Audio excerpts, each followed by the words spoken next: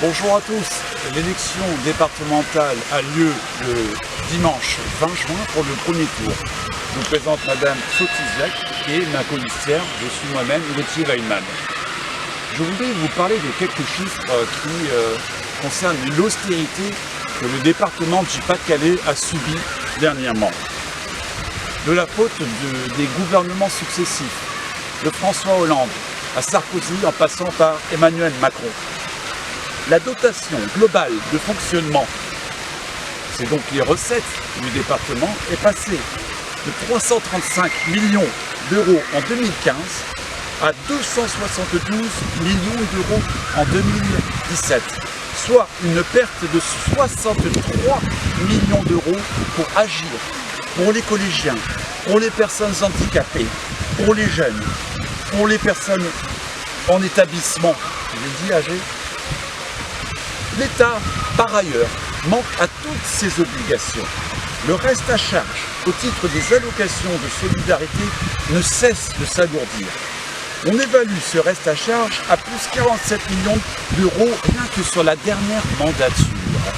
Au total, la dette de l'État vis-à-vis des habitants du Pas-de-Calais s'élève désormais à 1,45 milliard d'euros, dont la seule moitié au titre du RSA, qui n'est pas parfaitement compensé.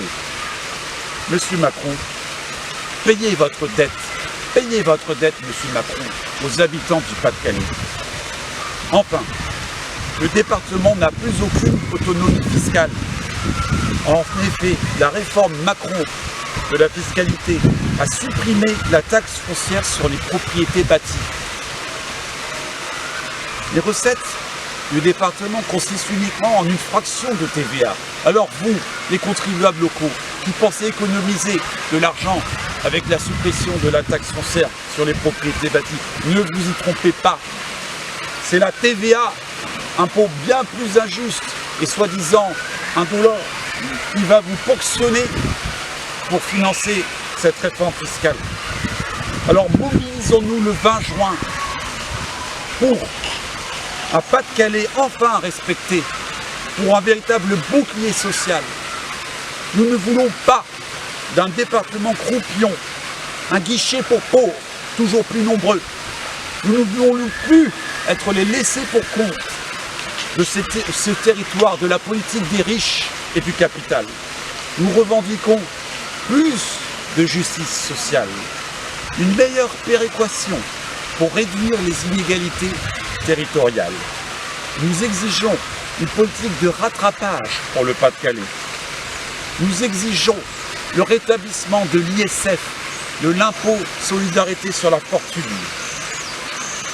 Nous proposons une liste de candidats citoyens, insoumis et républicains, au service du peuple et non des partis.